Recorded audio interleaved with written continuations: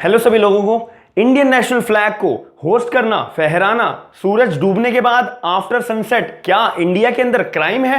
क्या इंडिया के अंदर ऑफेंस है? क्या ऐसा करने पे सजा भी हो सकती है? इस चीज का डाउट मैं आपको इस वीडियो के अंदर पूरा शुरू से लेकर एंड तक क्लियर करूंगा। आप इस वीडियो को शुरू से लेकर एंड तक जरूर देखना, बहुत इंपॉर्टेंट बात है। बहुत सारे लोगों को आज इस वीडियो के अंदर एक नई जानकारी मिलेगी। आप सभी लोग वीडियो को जरूर देखना। तो मेरा नाम है आयुष, आप देख रहे हैं स्मार्ट एंड लीगल गाइडेंस।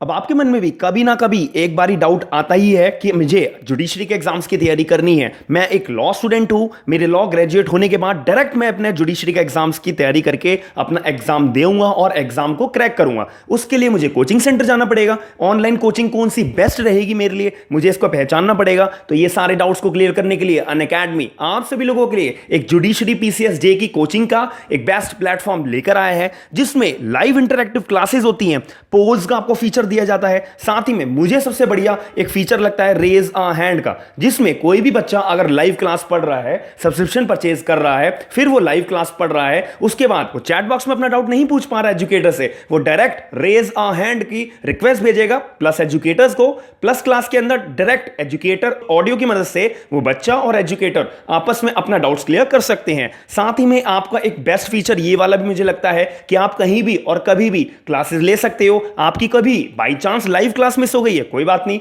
आप रिकॉर्डेड क्लासेस देखिए। साथ ही में आप अगर 12 महीने का कोर्स खरीदोगे तो 1 मंथ आपको फ्री मिलता है, जो आप कहीं पर भी चेक कर लेना, कोई भी ऑनलाइन प्लेटफॉर्म की तरफ से पढ़ाई के रिगार्डिंग इतना बढ़िया अपॉर्चुनिटी के साथ में डिस्काउंट कोई नहीं देता है। तो 18 महीने का आप कोर्स खरीदोगे 2 महीने आपको फ्री मिलता है। 24 महीने का आप कोर्स खरीदते हो तो आपको 4 महीने का फ्री मिलता है। साथ ही में इसके अंदर ये सबसे बड़ी स्पेशलिटी अनअकैडमी की, ये हर महीने नया बैच लेकर आते हैं। आपको T20 की टेस्ट सीरीज भी करने के लिए मिलती है फ्री ऑफ कॉस्ट। प्राइसेस आपकी स्क्रीन के ऊपर शो हो रहे हैं, 1 month, 3 month, 6 months, 12 months, 18 months और 24 मंथ्स। आपको सबसे बेस्ट बात यह है कि मेरा कोड यूज करने पे SLG10 का आपको 10% का डिस्काउंट हैंड टू हैंड मिल जाएगा। ऐसी अपॉर्चुनिटी हर किसी को नहीं मिलती है, तो आप लोग इस जुडिशरी के प्लान्स को ज्वाइन करने का अनअकैडमी के ऊपर जरूर सोचिएगा। साथ ही में मेरी फ्री क्लासेस भी चलती हैं, आप उसको भी ज्वाइन कर सकते हैं, मेरा नाम सर्च करके आयुष जैन। सबसे पहली बात आती है कि जो हमारा इंडियन का नेशनल फ्लैग है उसको मैं होस्ट करूं अगर सनसेट होने के बाद में, तो क्या मेरे ऊपर कोई क्राइम का चार्ज लगाया जाएगा, मेरे ऊपर एफआईआर दर्ज हो जाएगी?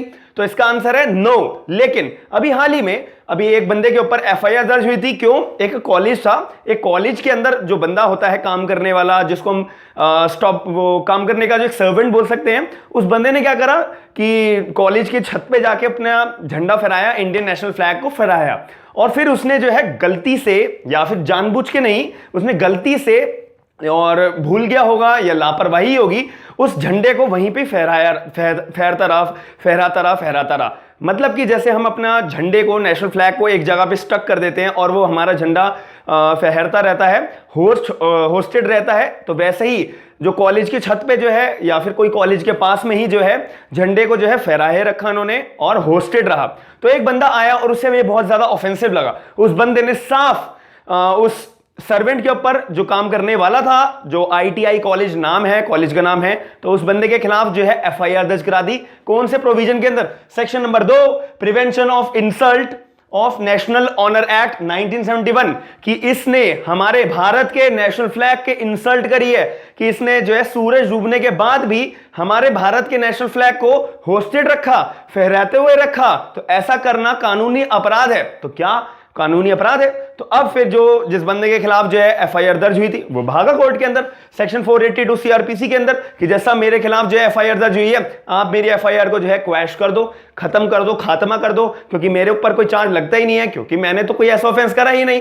अब इसके ऊपर कोर्ट सामने आया। अब इसके अंदर आगे बात आती है कि जस्टिस धर्माधिकारी जीज की जो बेंच थी, उन्होंने साफ बोला कि भाई सुनो, जो फ्लैग का कोड है ना, वो एक तरीके का इंस्ट्रक्शन है, वो एक तरीके का इंस्ट्रक्शन है, जिसके ऊपर कानूनी रूप से दबाव नहीं डाला जा सकता, कि अगर कोई इंस्ट्रक्शन को फॉलो नहीं करता है तो उसके ऊपर एक तरीके की एलिगेशंस लगाई जाएगी, लेकिन कानूनी रूप से उसे अपराध नहीं माना जाएगा, कानूनी रूप से इसको ऑफेंस नहीं माना जाएगा। पहली बात। MP के हाई कोर्ट ने भी यही बोला कि जो नेशनल फ्लैग का जो होस्टेड होता है, नेशनल फ्लैग को फहराना जो होता है, वो एक तरीके से सनसेट होने के बाद, सूरज डूबने के बाद, तो ये जो है एक तरीके से हम मान सकते हैं कि लापरवाही है, बंदे ने गलती से काम कर दिया है। हम इसे अपना अपमानजनक कार्य नहीं बोल सकते हैं। अपमानजनक, एक कॉमन सेंस ये पे तो आप बताओ कि आपने अपने घर के ऊपर जो है नेशनल फ्लैग को फहराया और आपने एक अपने जगह पे रख दिया, जहां आपने एक जगह बना रखी है जहां पे नेशनल फ्लैग आप रखते होंगे। अब वो वहीं पे रहा, वहीं पे आप फहराता रहा और नेशनल फ्लैग जो है अच्छे से बिल्कुल फहरता रहा। अब इस केस के अंदर कोई आपके ऊपर चार्ज लगाए कि यार इसने तो पूरी रात को जो है अपने नेशनल फ्लैग को जो है ऐसे फहरने होस्टेड पोजीशन में रखा हुआ था, तो क्या ये एलिगेशन लगेगी? आपके मन में कोई भी गलत भावना नहीं थी, आपके मन में कोई भी इंटेंशन नहीं थी।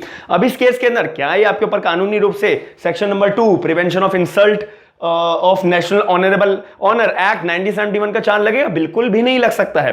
कोर्ट ने भी यही बात बोली कि जो उस बंदे के ऊपर एफआईआर दर्ज हुई है, भले ही उसके ऊपर जो एलिगेशन लगाई गई है भले ही वो सही हो, भले ही वो ट्रू हो, लेकिन हम उसको जो है सेक्शन नंबर 2 के तौर पे हम उसे ट्रीट नहीं कर सकते, क्योंकि सेक्शन नंबर 2 हमारे को क्या बताता है कि अगर कोई भी बंदा पब्लिक प्लेस के अंदर हमारा जो नेशनल फ्लैग है उसे जला रहा हो, अगर कोई बंदा पब्लिक प्लेस के अंदर नेशनल फ्लैग को फाड़ रहा हो, अगर कोई भी बंदा पब्लिक प्लेस के अंदर नेशनल फ्लैग को एक तरीके से पैर मार रहा हो, गिरा रहा हो, या फिर एक तरीके से उनकी जो नेशनल फ्लैग की रिस्पेक्ट होती है उसको गिरा रहा हो, कोई भी अदर मींस की तरफ से, तो ऐसे केस के अंदर वो सारे के सारे पर्संस को, वो सारे के सारे बंदे जो है लायबल होंगे, पनिशेबल ऑफेंस उन्होंने कमिट करा है और उनके ऊपर जो है चार्ज लगेगा section number 2 prevention of insult to national honour act 1971 का, उन बंदों के ऊपर लगेगा। लेकिन अब एक बंदा कोई नेशनल फ्लैग जो है अपना होस्टेड पोजीशन में रख के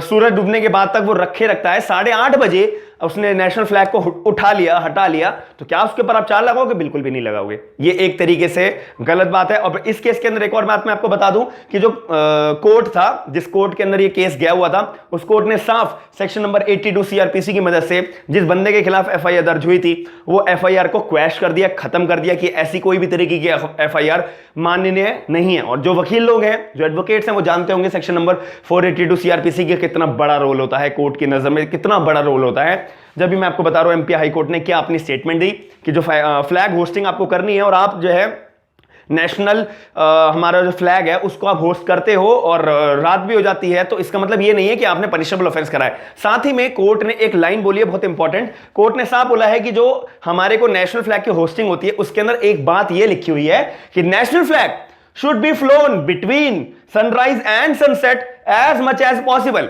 कि मतलब कि आप सूरज उगने के बाद और सूरज उगने से पहले पहले आप जो है अपने फ्लैग को फहराना चालू करो, जितनी देर तक आप फहरा सकते हो वो फहराओ। लेकिन इसका मतलब ये नहीं है कि आप जो है सूरज डूबने के बाद फहराते हुए छोड़ दोगे तो आपके ऊपर कोई क्राइम या फिर आपके ऊपर कोई पनिशेबल ऑफेंस होगा, ऐसा बिल्कुल भी नहीं है। इन्होंने सिर्फ इतना बोला हुआ है एक्ट ने कि आप फहराओ सूरज उगने से पहले और सूरज डूबने के बाद से के बीच में आप फहराओ, और आप चाहे जितनी देर तक फहराते रहो उसका कोई मैटर नहीं है, जितनी देर तक आपको फहराना है फहराओ। लेकिन अगर कोई टाइमिंग इससे आगे पीछे भी होती है तब भी आपके ऊपर कोई पनिशेबल ऑफेंस नहीं माना जाएगा। पनिशेबल ऑफेंस मैंने आपको बता दिया है, बर्निंग, डिस्ट्रॉइंग या कुछ भी ऐसे नेशनल फ्लैग की डिग्निटी के ऊपर बात आना, इसको हम बोलेंगे section number 2 prevention of insult to national honour act 1971। तो मैं आशा करता हूं कि आपको एक ना एक पॉइंट बिल्कुल क्लियर हुआ होगा पूरी वीडियो देखने के बाद। तो मैं आशा करता हूं कि अगर आपको ऐसी अपडेट्स देखनी है, ऐसे ही छोटे छोटे डाउट्स को देखना है, तो आप मेरी वीडियो को लाइक जरूर करिएगा, चैनल को सब्सक्राइब जरूर करिएगा, वीडियो को लाइक जरूर करिएगा, शेयर जरूर करिएगा, और ताकि मेरे को आपका जो है एप्रिसिएशन मिल पाए। और आपको कोई भी डाउट बनता है तो आप मुझे कमेंट बॉक्स के अंदर अपना डाउट क्लियर कर सकते हैं। थैंक यू, धन्यवाद।